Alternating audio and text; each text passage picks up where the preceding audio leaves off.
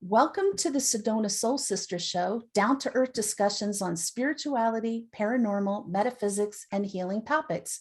The Sedona Soul Sisters are the most trusted psychic mediums in Sedona, Arizona. We see clients from all over the world, and we are Rosalind Reynolds, myself, Ivory Lanou, Terry Ann Russell, and we are here today to talk to you about dealing with toxic people.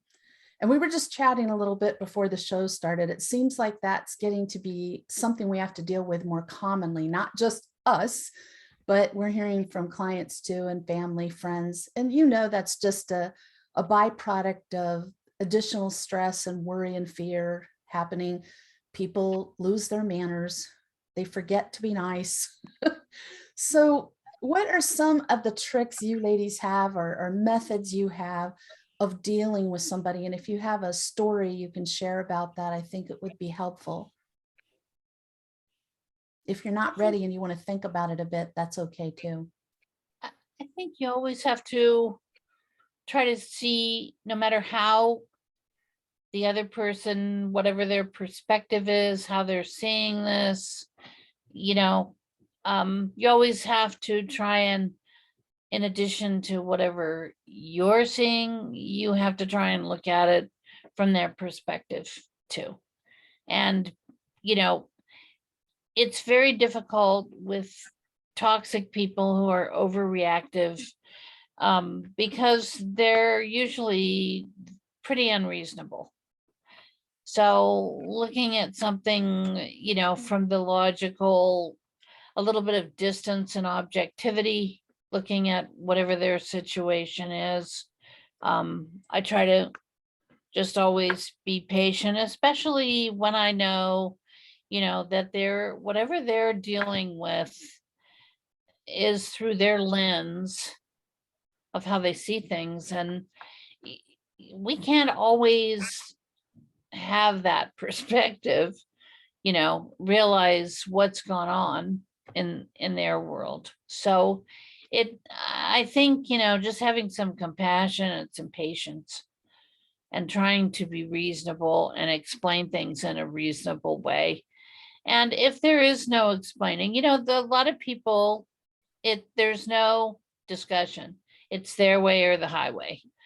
So you're kind of wasting your time somewhat with those people. It's good to just get as much resolution as you can get and then move on. I agree. Difficult.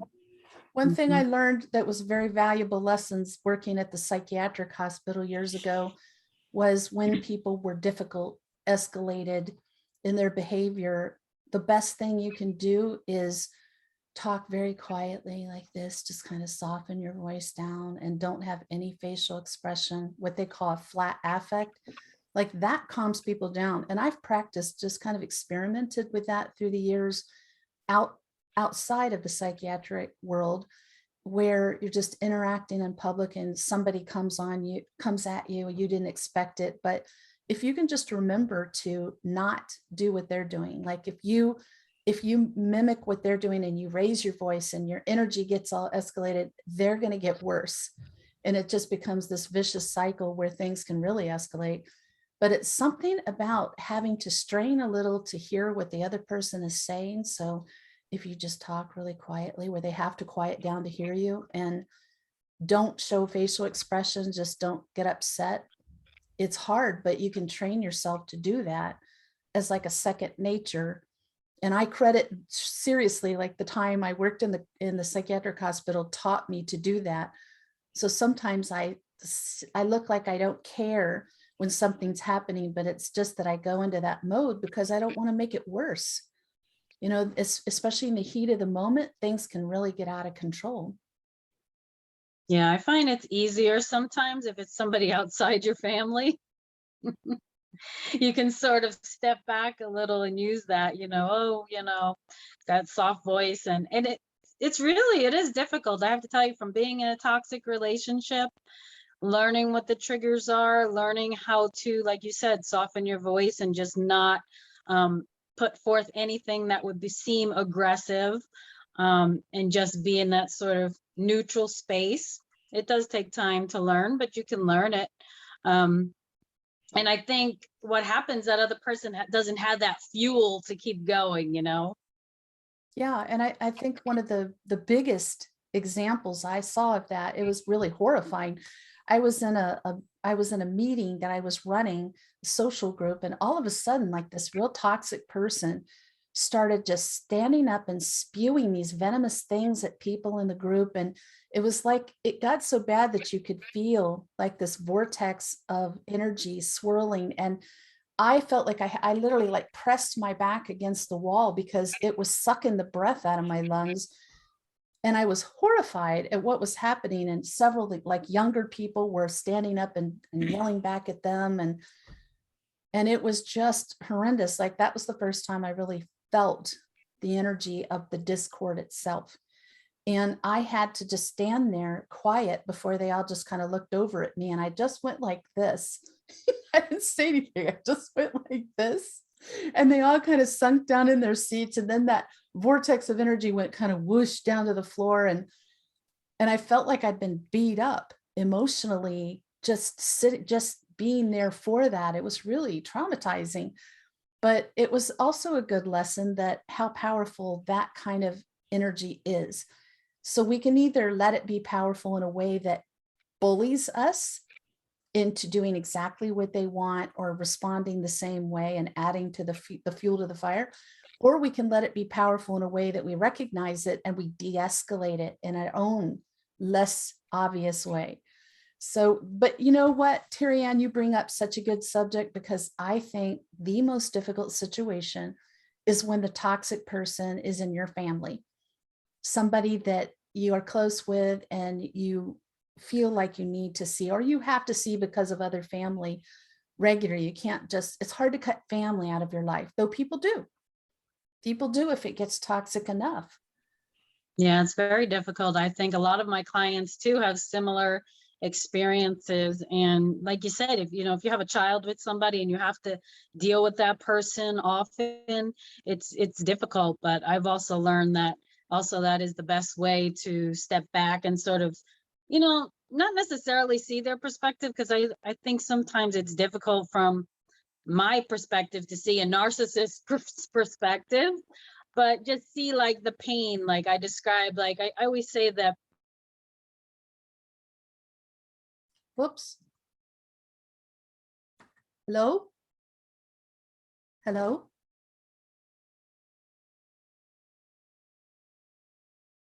Hello? Don't Okay. mind. Is that Are you better? back? Am Are I you back? back? Yeah. You're Okay. back. I didn't, wasn't gone, but something happened. So weird. Too many people on the internet at my daughter's house. It's probably it. Everybody's working from home today. So you were talking about your family interactions. I was saying that a lot of times, if you can see the perspective behind that, behind a lot of anger is a lot of pain and suffering sometimes. Mhm. And so, although difficult to see the perspective of somebody yelling at you or bullying you, looking at the feeling that's behind that anger is also, it's empowering to see, all right, they are that way because they are suffering themselves. And so stepping back, putting yourself outside of that sometimes is helpful. That's where it's I think helpful. that's a really good point. And that's where I Yeah. think it's helpful to be an empath, because you can maybe step back into observer mode and then tune in as an empath to what are the emotions under their behavior. If it's somebody you care about, somebody you love, somebody you have to deal with that's going to blow up the family if you don't interact with them, it's worth doing this. Some stranger in public you probably will never see again. Why would you bother? De-escalate it, get out of the area, move on. We were I just don't talking know, about. Go some ahead. of these videos that I have seen online of people in airports, on airplanes, especially on the plane, you're in a pretty confined little space there, and you don't have much really potential to get out of their direction of negative energy to you. And their, you know, reactions are sometimes so violent, and I've been pretty stunned.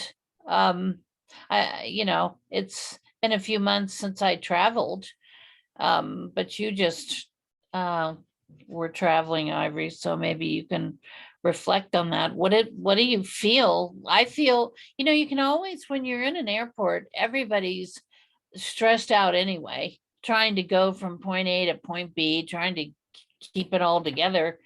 But these serious, I mean, hostile, resentful, angry altercations that are going on are pretty uncalled for. I mean, get a grip, people. And that's exactly what you're saying, you know, take a step back. We were talking about it before the Crazy. show started today about airports and airplane flights and how I get on the airplane and I say a little prayer, please let this be, I say boring, but really uneventful flight. Let this just get there in peace and harmony. And I start putting the protective bubbles around myself, my seat, the row, the plane, everybody in it. I haven't had any problems yet, but I think if I did, I probably would, if somebody's close to me and I'm involved in it somehow, like if they're aiming it at me, because I can't imagine me starting that. I just can't. But if it's aimed at me, then I probably would fall back on another technique that I learned through default, which is that if you say something quietly that triggers them back to childhood, but not in a shaming way, but just quietly, like, you're acting like a child right now. Or, you know, this is, you know, you're really embarrassing yourself right now. Not yell it where everybody can hear it, but just quietly. Like, it's amazing.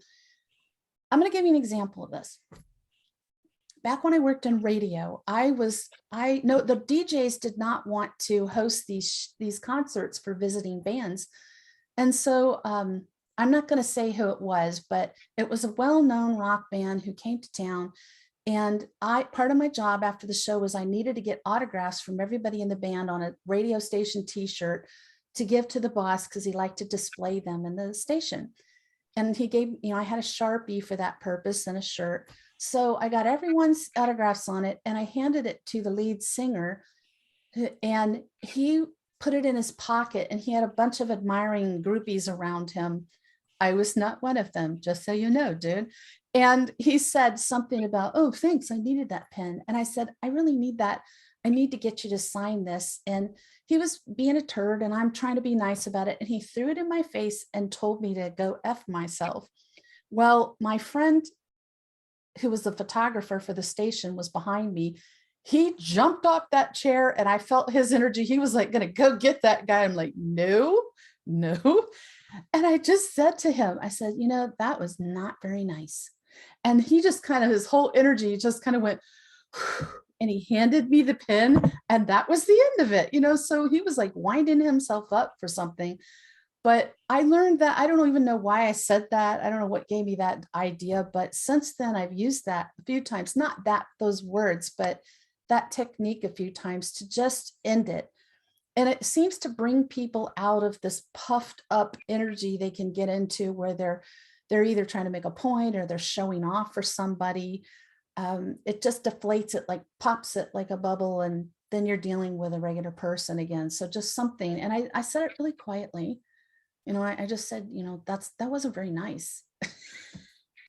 That was the end of it. So sometimes we learn these things. We don't, you know, I don't know if the angels told me to say that or what. I don't know where that came from, but it's not my nature to get in altercations or to get in big, loud arguments either. Like, that's just not me. So I'm always looking for ways to tone this down, but I'm totally with you on this, Terry Ann. Like, when it's family, it's difficult, and I don't like to cut any family out. So I have some techniques that I use that are mostly just telling the person, usually once we're alone again, I'll just say, you know, what you said back there really hurt my feelings, or I found that offensive and I just want to tell you why. It doesn't do well to tell them in front of the other family because then it just causes more discord. But I try to just like not say anything at the time and deal with it as soon as possible right after that. But there's been plenty of times that if the toxicity continues, there's people who think that it's funny or okay to say mean things and say, well, we're just joking. Oh, he's just joking. But if it hurts you and they know it, it's not joking. That's just being abusive. So there comes a time when you have to ask yourself, is being around this person healthy for me? Is it doing anything at all to serve me? Is it tearing me down? Is it damaging my energy? And you know when it is. You feel that when your energy is being damaged. So there's plenty of times, and I prepare myself for this, where I will just, if possible, I'll just get up, I'll say my goodbyes and hug everybody and tell them I love them. And I'll drive a long distance home because I'm not willing to be treated like that. And I'm not willing to keep being treated like that. If you say what you have to say and no change, then the ball has been put in your court. Either you're going to accept it or you're not. But there's a lot of gray area between taking the abuse and cutting someone completely out of your life. Any thoughts on that? Yeah, that doesn't really work. It doesn't what? Doesn't really work well, trying to cut people, just, never see someone again or never interact. I know people It who just have. doesn't really, yeah. I mean, not in a family situation. It just, Sometimes time goes what saves on. them though, Roz. It impacts other people in the family, their relationships, things start spiraling out of control. So if you can make peace with it and, express your feeling about what was going on and then kind of pleasantly back out, that's usually a good solution, I think. Some It's hard. some people have trouble drawing Yeah, boundaries. it's hard. It's a very tough call. Or like you said, leave the situation and then, maybe not be so eager to go to the next event. You know what I mean? People seem to get the picture of what you're saying without really saying it sometimes.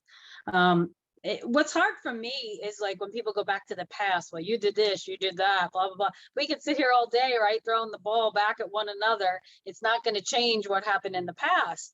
If you have an issue with me today, stay on the subject. I found that through marriage counseling that I went through one time. A lot of times in relationships, we go all the way back to the beginning. Well, you said this to me in 1954. It serves no purpose, but it's like something that happened at that time that you didn't address at that time. So then it resurfaces again. And for you, being in that toxic relationship or being around toxic family, it really, I think you hit it on the head. It's about setting those boundaries. I set the line. I used to set the line. He used to cross the line. I'd set the line again. He'd cross that line, until I finally had to really set those boundaries really tight and end that relationship. Not that I'm advocating for that, but sometimes that is necessary in a romantic relationship where you've done these things, said these things, and that person is not adhering to those things.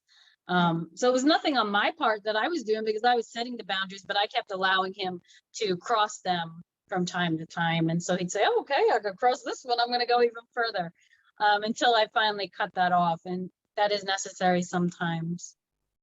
It is. And I know some people literally to save their lives because their relatives would refuse to respect any boundaries at all and were so abusive on every level.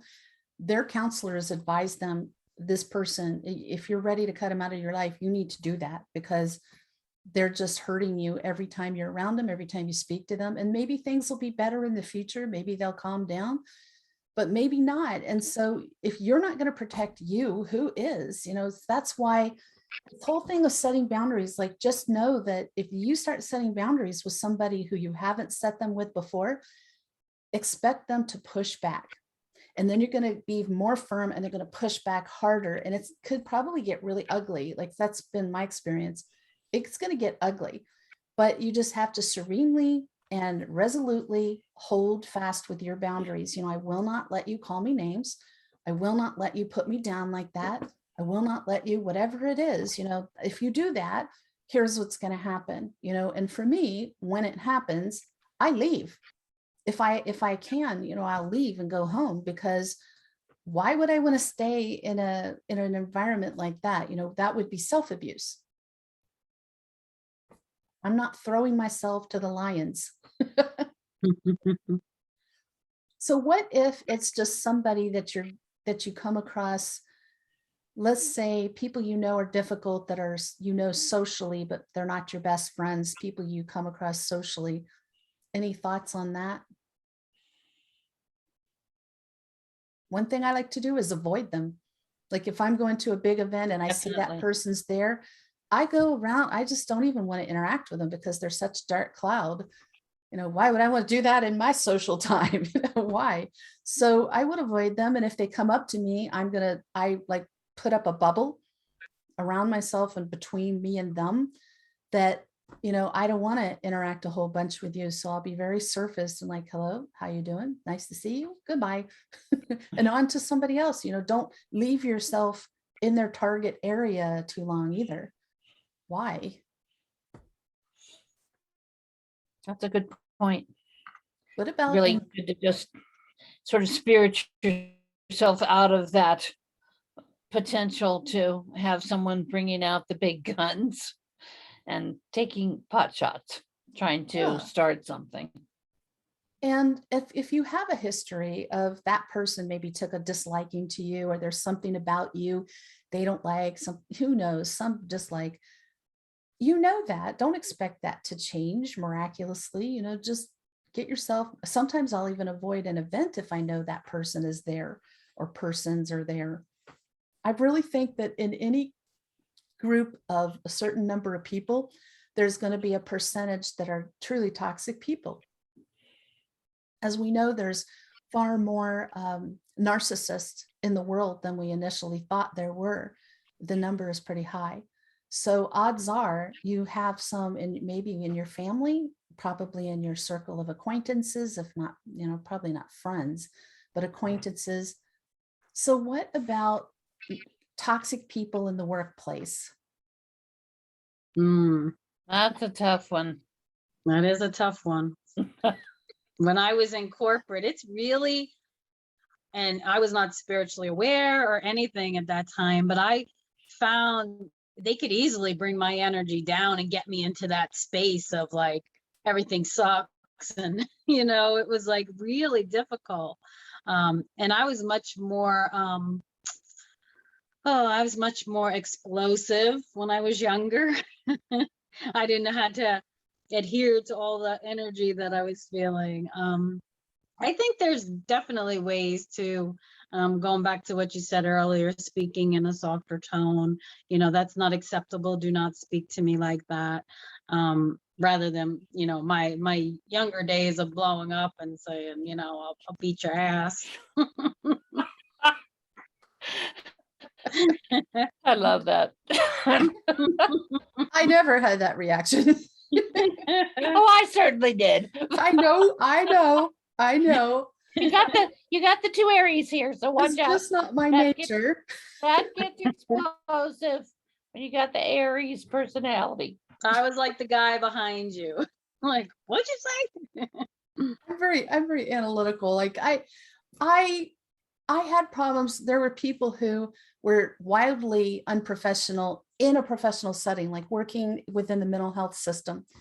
People who were walking around just dropping drama and dropping little nastiness everywhere they went, and then and sometimes being supported by the supervisor to be like that because they reminded them of themselves, which is scary. So things like that I find it helpful if somebody's doing that kind of thing, they're interacting with you very unprofessionally, is to take them aside. I'm always big on respect. I mean, you respect somebody, you take them aside, you don't talk to them about it in front of other people, no matter how mad they've made you, how humiliating they've been. You ask to speak to them in private and you say, what you just did was very unprofessional and I have issues with that. I'm not going to be able to work with you when you're acting that way. So I need you to come to me when you can be professional. And it'll usually take multiple times of having a conversation like that. And some people have no intention of changing. no intention. And so there's times when, if it's bad enough, if it's impeding your work, if it's affecting other people, you might need to bring that to the attention of somebody. You might have to get that taken care of. But I've always been of a mind that one bad apple can really ruin a wonderful group of people, can really ruin a work environment. I mean, I bet everyone's seen that. You've experienced it, where you have a great workplace, you're really happy with your supervisor, your coworkers, and then somebody new comes in and just upsets everything. So my feeling on that is they need to get in line or get out. Get in line or get out, because I don't want that kind of discord. I don't like drama. I don't want somebody coming in and causing that kind of problem. I think that work should not be like that. Well, when I worked for other people, like big companies where I was just, one of the managers there, I didn't have a whole lot of control about that. Even as director of mental health, I only had control over the mental health department. But when you own your own business, you can do that. And I think people are slow to deal with it because they think it'll get better. They hope it'll get better. But if you've talked to somebody again and again and again, and there's no change, you really need to do a heart-to-heart with yourself as to whether it's worth keeping them on. And now more than ever, with such a shortage of employees, you really have to think 3 times about it. I get it. However, do you want your business to get wrecked? Do you want other people to leave? Because I've seen that plenty of times, where one toxic person staying on causes great people to move on to other companies. So it's not just about whether they stay or go, it's how it affects your whole team.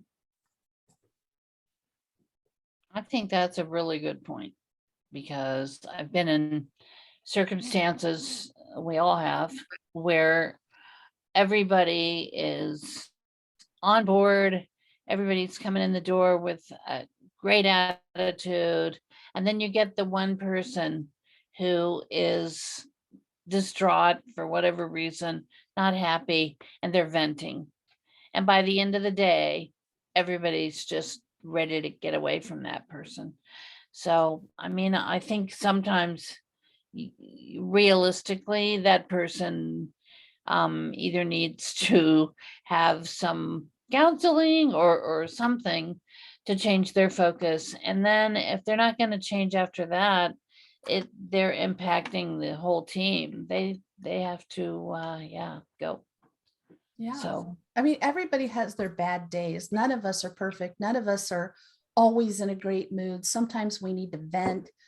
Sometimes we need to discuss things that are not so pleasant, but we're talking about a repeat person coming in, and they're like a little dark cloud coming in the door on a regular basis.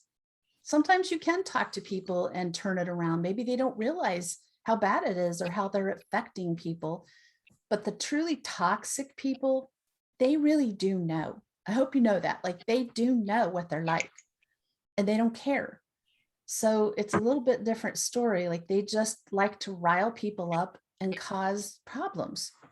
Do you know what I'm talking about? I mean, am I the only one here who knows those people? I think I can't fully agree with that, because I think when you're dealing with the true narcissist personality or psychopath personality, and there seem to be a tremendous number of those people these days, they don't see themselves. They're wonderful in their world. And everything they do, they consider to be, a part of that perfection that they think they have. And that's what it makes dealing with them so incredibly difficult, I think, is because you try to get into the subject and get them more of the mindset like, maybe I should change my behavior. And getting them there is hard. It isn't those people I'm talking about. It's people who, through habit of years, think they're funny.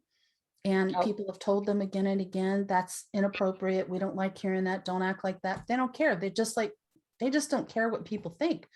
They don't not be narcissists or sociopaths, pardon me, but they sure, they can be very loving and caring. And so narcissists and sociopaths generally aren't that. I'm going to take a little break to cough a minute here. But I agree. Yeah, the narcissist personality and the sociopath personality is probably the hardest personalities to deal with, right? Because they don't see anything wrong with what they're doing. So I think, if you're dealing with that type of personality and that type of person, you really have to take a serious look at your life, how you want it to be different, because they're not going to change. There's no way that they're apt to changing. So you have to really look at yourself then and say, am I going to live like this forever? Or is this something I could choose to live with forever? And look at that part of your life and make those changes accordingly. I totally agree, because my first marriage was to a sociopath, and his mother tried to warn me and I didn't get it. I was so young. I didn't understand what she was trying to tell me. And I found out over the years, but I tried to make that work for 10 years. I tried to make that work. And it was just, one level of abuse upon another. Never felt bad about it, never apologized, never tried to make it right, which is all kind of heads up. If you're seeing a counselor, they'll be like, something's not right here. Something's going on, like sociopath, narcissist. And sure enough, that's what it was. And it did come to a place where I knew I had to leave, no matter how hard it was. I had to leave to save myself and our daughter. I absolutely had to. It's the best thing I did. And that wasn't easy either, because this person would still reach out through, back then we didn't have computers yet, but he would reach out through long letters and be very vile, attacking, nasty to both of us. Got to the point where I'd get those in and have a burning ceremony without even opening them. It's like, I didn't even want to know what they said. Why would I? But it was hard. It was really hard, because I was raised, you get married and you stay married and you make it work no matter what. But I knew if I did that, I'd be sacrificing myself and my daughter. And I wasn't willing to do that. You just get stronger as you get older too. And luckily I had friends who helped me just see that too. Was just like, you can do this. Like, you can do this. You're going to not only survive, but thrive once you get away from that. And that was true. So imagine now today, with all the access that we have to one another, how people can find you and track you down and see where you are and what you're doing, and the ability for them to really latch on. Before, like you said, it was through letters or maybe even a beep or something like that. But nowadays it's really, really tough to really separate yourself and then sort of disconnect from all of that without being, found. Yeah, it is. I've experienced some of that too in recent years. It's very nefarious and sneaky how you can be attacked on and on even after you leave the relationship. But it's really about those boundaries. And I think that's why I like to focus on that so much in sessions, is to help people come to a place where they see they need to do it, help them create some good, healthy boundaries, and then support them as they hold strong and firm against people trying to step over those boundaries, because they will.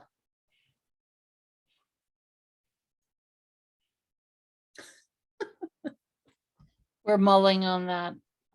Yes, there's a lot. I mean, you can't get to the age we are and not have had numerous interactions with people. Lately, I've had some crazy ones where I'm just like in a grocery store and somebody starts verbally attacking me over some bizarre thing. And I just like, my thinking on a case like that is I usually just let them wear it out and I walk away. It's like, what is with you, but I don't want to get involved in that. I don't want to interact with that. And I think there's just so many people so stressed out right now that they're beyond a breaking point, and it just, takes next to nothing, including nothing, just something perceived in their mind for them to snap and start acting crazy. And like I said, we'll go back to kind of loop back to where we started, of not wanting to make it worse. And it's hard, self-control, to not react in anger or in whatever, to react in kind, or explain yourself, or tell them off, or whatever it is you feel that initial reaction to do, to fight that. It's hard. I Don't think you think? Go ahead, Roz. I just think this time, especially this last 2 years, with everything with the pandemic. You know, I mean, obviously, when you tell people, okay, get in your homes and stay there, for a lot of people, that is a huge challenge. So, they're face to face with those family relationships that are difficult if they have that, with dealing with being, cabin fevery, trapped in an environment. The people that work at home and then, you know, their day ends and they're still at home. For a lot of people that, was a good thing, but there's a percentage of people that is a very difficult go. And I think, I've talked to a lot of people in the teaching profession. I have a lot of clients that are teachers, counselors. That's for those parents who were put in that position where they suddenly became the teacher. And we have someone here who has experienced this. So, that you could really speak on that expertly. That's a huge stress to deal with, especially I think for people who have numerous children. Like I look back and I think, okay, how would I have done this with 4 children, especially, at the different levels and trying to work with that? I probably would have lost my mind. So I can't imagine, because I don't mind teaching. I mean, and I don't mind spending time with my kids, and I would have enjoyed all of that, but I never imagined myself to have teaching skills, you know. So I think we've been through a very interesting and challenging period here. And there are a lot of people that it's really just been so much more than they ever imagined. And those kind of challenges and those kind of stressful situations that you can't get away from. I mean, it's there every day, has brought out some really interesting reactions with people. So I think we got to look at that and kind of keep it in mind. I agree. Too. I think trying to think about why they might be. I find myself saying this to other people who are riled up about something somebody said or did. And I'm like, sounds like they might have had a really horrible day, or they might have had a really hard week, or they might just have stuff going on in their personal life that is carrying over into their work, because that was excessive, over the top, what they said or did. But normally they're not like that. So, why? Let's think about why. A kind reason that they might be acting like this, that you could let it go for one time and maybe talk to them later.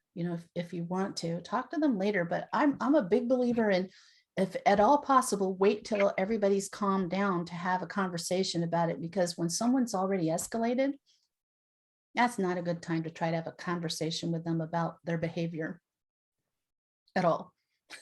Unlikely to go well, right? You can Yeah. try it. It's been I feel like it's been a huge lesson for most of us this past couple of years in some format. So there's a good side to that. I mean, there is progress, there is learning, but it's also really difficult. We've learned that we can handle things we thought we couldn't, that we can make it through times that seems interminable. I remember when they first said something about this pandemic, it was like 1 month into it, I'd been working from home, and they said this might go on 18 months. And I burst into tears. I'm like, 18 months. Oh my God, But now it's been more than 18 months. I'm back to the office, but at that time, just to go through all of that 18 months just seemed unimaginable. So we're stronger than we thought we were. We can make it through times that make normal times seem easy, breezy. Maybe it's to help us appreciate normal times better. I'm not sure. I think there's always many lessons to be gained in any circumstance you're in or you're going through. Sometimes it's hard to see them when you're in it though, right? Absolutely. What about for Everything your is a kids? lesson. What was that, Roz? I just said everything's a lesson. It is a lesson. It is. Just sometimes we're not ready to look for it, right? We're just trying to get through it. Not ready to see that lesson yet. What about if it's your children and it's dealing with toxic children at school or toxic teachers? Have you had that experience? Oh, yes. So have Many I. times. What did you do? I try exactly what we have been talking about, just tried to realize the situation. One of my children especially is just incredibly bright. So everything for him was like how fast he could get done with everything. And of course, the minute he was done with bell work or whatever they were working on in the classroom, then he was bored. And he's a lot like me. And as soon as he's bored, he's a challenge. So, it's turned out in the bigger picture, I think those are people who, are geared, they're driven and they're geared for some aspect of satisfying the challenges in their life. But dealing with their teachers and dealing with people who had to deal with them in that circumstance certainly was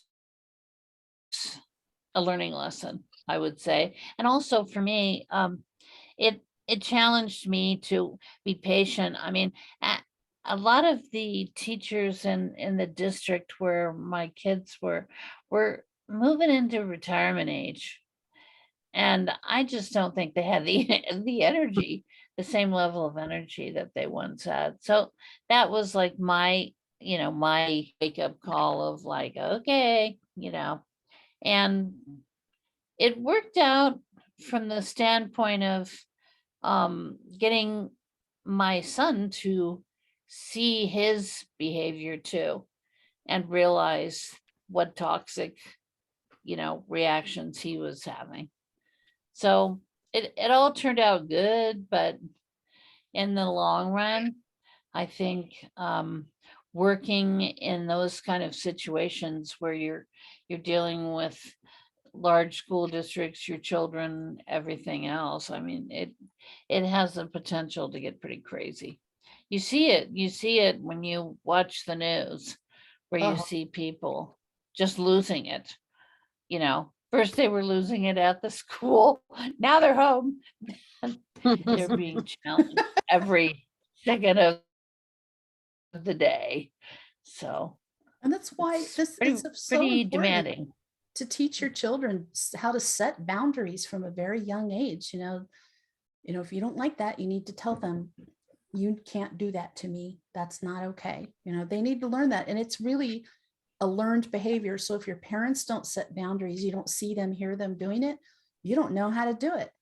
So set boundaries and let your kids see that and hear it. Set boundaries with them, what you'll accept and what you won't accept, and then hold firm with that because you are modeling that for your children. So that's probably the biggest kindness you can do for them with them moving forward and dealing with their own toxic people, because they will. There's not a person on this earth who's going to avoid that.